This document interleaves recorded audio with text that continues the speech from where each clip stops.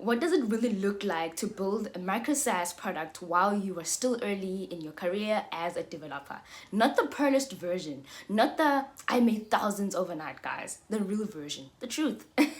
Because I am in week 1 right now with my micro SaaS, no big wins yet, no hype numbers. I don't wanna lie. I'm not gonna be selling you guys a false thing, false things, man.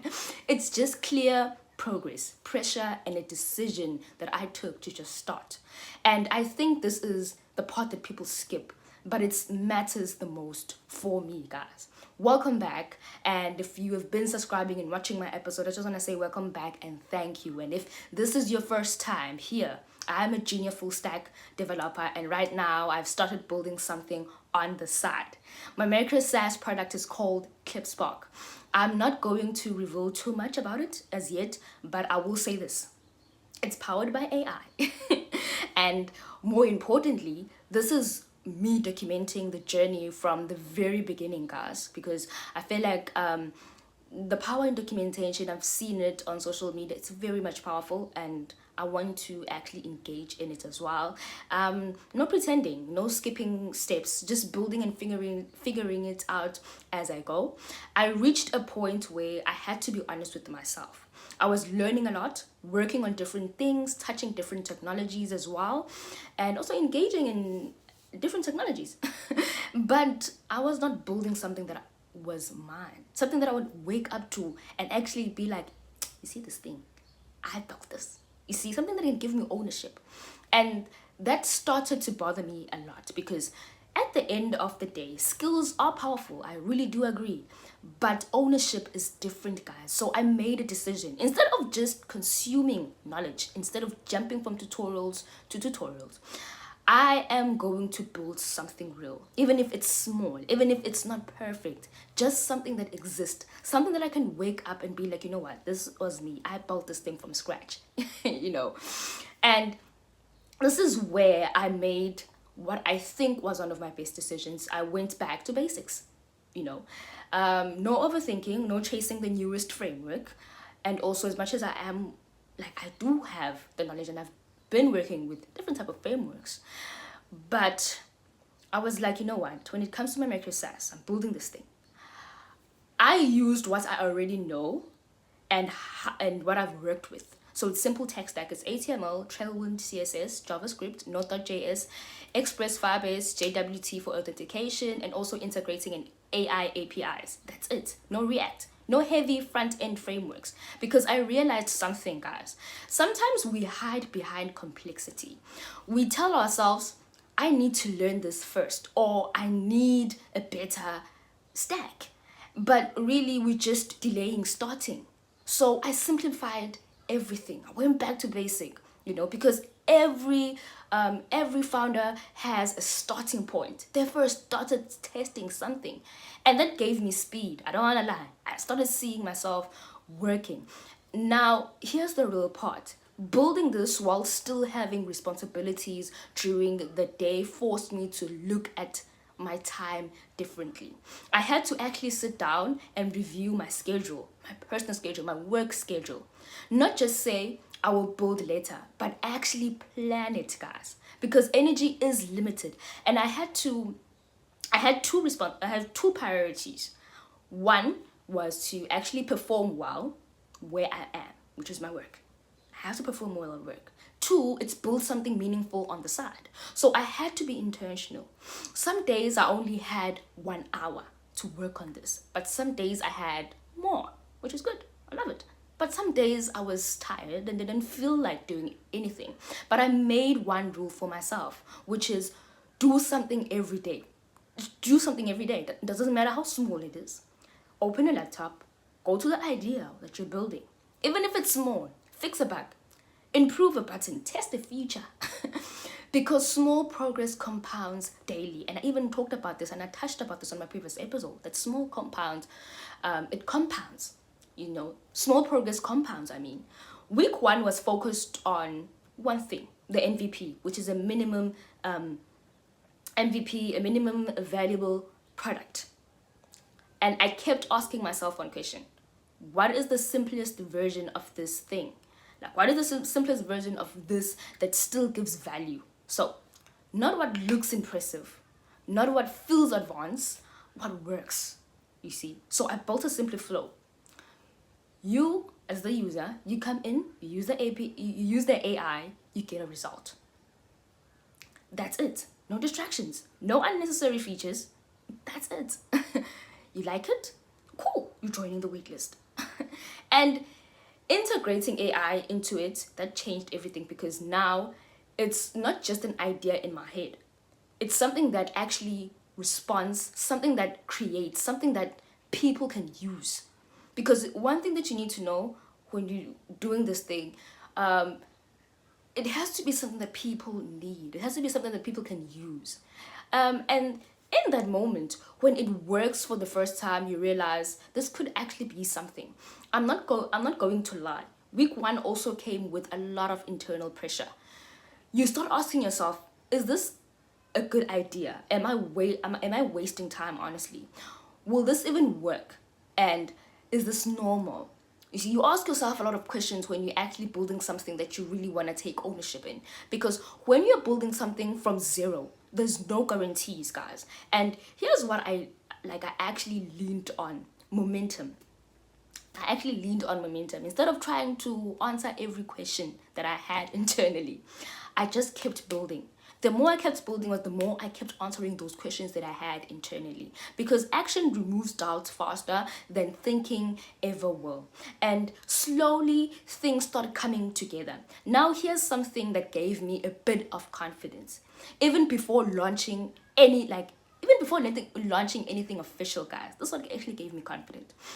I created a TikTok page connected to the idea, which will pop up on the screen right now.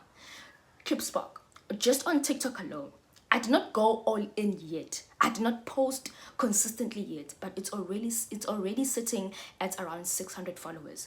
And that told me something important. There's interest, number one. People are paying attention, which is number two. And this is still early. No product launch, no big push, just presence. And that actually blew me away because I wasn't expecting it. I wasn't expecting this interest as well, since I'm just starting up. And for me, that became a signal. If I had to take everything from this week and simplify it for you, here's what I learned. Start before you feel ready. Start. That's all I can say. Just start. Don't touch yourself. Don't overthink. Start. You won't feel ready anyway. Keep things simple. Complexity slows you down. Use what you already know. Sometimes we have things that we already know. Just use those things. You don't need to go overly and above. Use what you already know. You don't need everything. Manage your time intentionally. If you don't control it, it disappears. And most importantly, show up each and every single day for yourself and for your own idea. Even on the days you don't feel like it. This is just week one. No big success story. I'm not going to sell you that. There is no big success stories yet. Just following. Just people actually joining the waitlist. Numbers increasing. That's just the beginning. That's just the foundation, you see. And I want to document this whole journey from zero to wherever it goes. Because people are liking the idea. I said this before. People can be interested because they like the idea, because they are curious.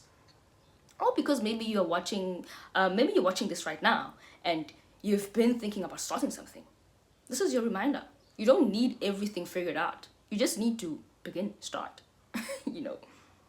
And if you want to follow the journey of Clipspark, stay with me. The next episode, we get into week 2, where things start getting a little more real, guys. Let's pull together. And going back to my point, sometimes people join the wait list. That is what I've seen. And sometimes people join the wait list and they follow you because they're curious. They want to see what you're building. And it's fine. That's what you need. Curiosity. People that are curious, And actually, with that, it actually helps you as well, because it motivates you now to actually start building this thing and ship it, because the most important thing is for you to understand that it can only be developers that can care about this tech stack. The users, you have to understand, as a developer, you must be open-minded. I say this thing a lot. Be open-minded. Don't only think on your channel. Don't only think on your industry. When you're building something, you must think about a variety of different people who are interested in your idea. People can be in any industry. They want to see the idea, not the code, the idea that you've shipped. And if that thing aligns with them and it helps them, you are gone. Skyrocketing hard. You see, so you have to understand that users only care about you shipping their thing, publishing it, people seeing it, not the code, people seeing it. Is it helpful? Does it help me on a day-to-day basis? Is this something that I need? It can be something so simple, guys. You don't need to think big. You don't need to now be solving a complex problem. Shrink it. Just go on social media. This is what I did. I'll be honest with you. I went on social media. I started scrolling. I started social media just to make sure that, okay, this is what people are struggling with. This is the pain that people struggle. And I will just enter a post that has a lot of comments. And I'll be like, okay, I can build something without actually thinking a lot. I can build something that can actually solve this person's problem. And I can see, oh, there's another comments below this thing. And there's a lot of people. And this thing is actually like has maybe, I think it was like million likes. It was million likes. And people were actually saying, hey, show us to do this thing. How can you do this? Hey, I'm actually facing difficulties here. And then I'm like, you know what? There's something actually, I can actually build something, niche it down to solve this, just made just for these specific people. So I can actually niche down, creates a micro SaaS product that and can actually be directed to this specific people. And when I check the numbers, even on YouTube, there's also like a YouTube video that is so long. There's also has a lot of people in the comment section that are actually struggling with this thing. So I was like, you know what? Let me just create it and take Stripe when I'm done with the product and integrate a payment gateway called Stripe.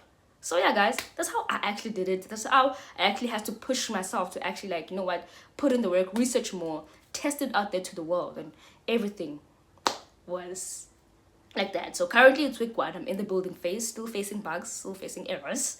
So I have the weekend to actually look at it deeply and actually invest my time into it. And I'm very much happy. So if you're out there and you want to start something, man, please just start. And yes, guys, this is the Next Level Talk podcast. I don't want to waste your time any further.